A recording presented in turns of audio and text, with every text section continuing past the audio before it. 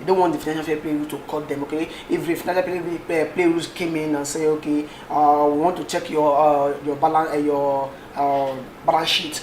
They say, okay, this player is on 8 years deal. We are giving the guy 120,000 or 80,000 pounds per week. So that might make Chelsea to be able to hide under contract. But the issue is that with such a player yield that they were able to sell to another team in the next 4 or 5 years, that is still unanswered. Don't forget the likes of Caleb Hudson-Odoi before the start of last season. I think if I'm not mistaken, Bayern Munich brought in 50-60 million pounds for Caleb Hudson-Odoi, which Chelsea rejected. Now Hudson-Odoi, they want to sell Hudson-Odoi for 10 million pounds. So who told them such a player or Jackson will be able to replicate the form at Villarreal or Chelsea as well? So they should look into this, not giving player too much long year contract. I think they should be just say option to extend. Maybe they give a player 5 years, option to extend another 2 years. Okay, still on Jackson, do you see this as the first option for Chelsea as the striking position, or do you see Chelsea still going for another striker? When I saw the deal since last week, my question, what comes to my mind is, what will be the fate of David Dastro Fofana? He was brought in from Malmo and Norway. He scored more than 20 goals for Malmo where he joined Chelsea. I think, and Dastro Fofana doesn't start up to 3 games for Chelsea. He doesn't even play up to 4 games for Chelsea. Now, I think this signing is for Pochettino. I think it was Pochettino that point to this guy that he needs this guy. And I think Fofana will rather go on loan. And Jackson cannot be the main man for Chelsea.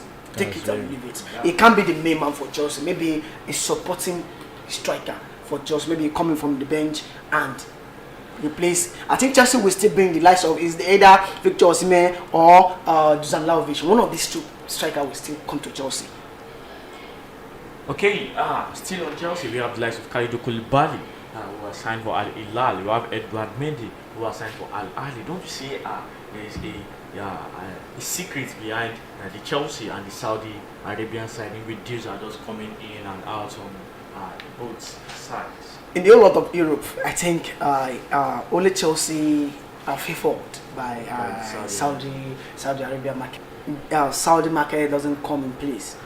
Chelsea might not have released so many players. Don't forget, they brought in Kalidou Koulibaly for 30 million pounds. No, for 28 million pounds. Now they sold Kalidou Koulibaly for 23. They lost 5. Edouard Mendy, his fee is not announced. And I think Chelsea have something in secret with the Saudi Arabian markets. But don't forget, some Saudi owners has some stakes in Chelsea.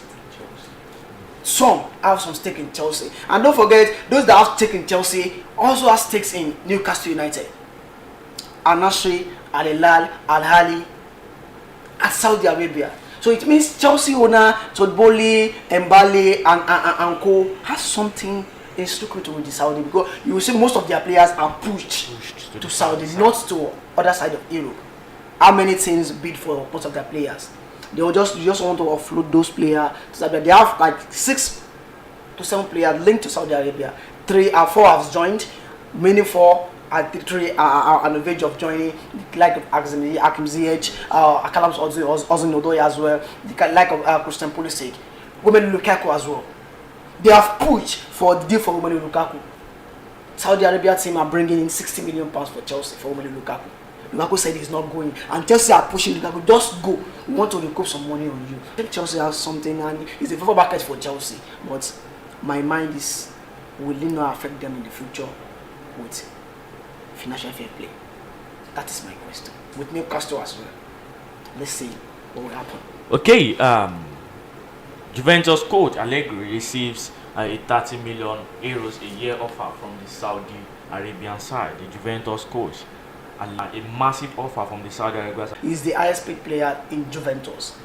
and they will not want, think by next season it will be a very instrumental to what Juventus will be able to achieve next season.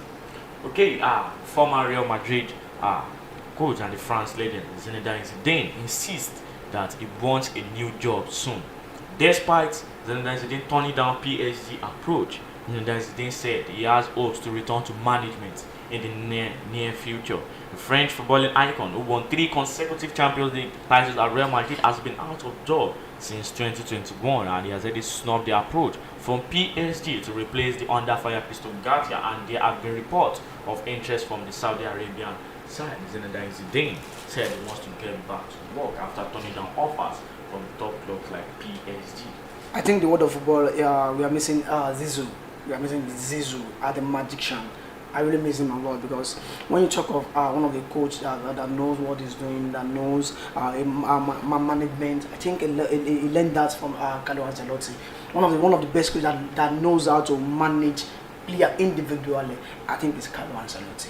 I think he learned that from Carlo Ancelotti. Don't forget, it was Carlo Ancelotti that first gave Zidane his first debut as the coach for Real Madrid. He brought him from the Castilla, the second team of Real Madrid, to come and stand as his assistant. And after then, he got the job for Real Madrid. I think we are missing Zidane. I think Zidane is really waiting for France national team job. What? Circumstances around it are really, with the FA president of France that said he doesn't want Zidane, they want Deschamps to continue. I think Zidane, if he really wants to come into limelight back, I think he can use the Saudi League as a thing to sing. Because now, if you look at most teams in Europe now, which team doesn't have a coach? No, not at all. And don't forget, Zidane has left the coaching job for quite a long period of time. Teams might not have so much faith in him for sitting for a whole lot of a year or 2 years. Say he's on sabbatical leave. I think it's very good for him for rejecting a PSG job, because to me also PSG project is not realistic at all. And I think if Zidane can accept offer from Saudi League, he can rejuvenate his coaching career and come back to Europe. Okay, on Spurs, James transfer window as Abraham, Madison, and Tottenham are expected to add to their squad in the summer, so we stimulated the upcoming transfer window to see who Angel Postecoglou could add to his team. And Tottenham are bidding for Madison, Leicester midfielder, and also Alfie Barnes, and also David Raya has also been linked with Tottenham. As we have seen, Tottenham not really made a signing for this summer just except for their coach Angel Postecoglou. My question is, how many players with Angel Postecoglou attract as a coach? Let's put Tottenham Sport aside.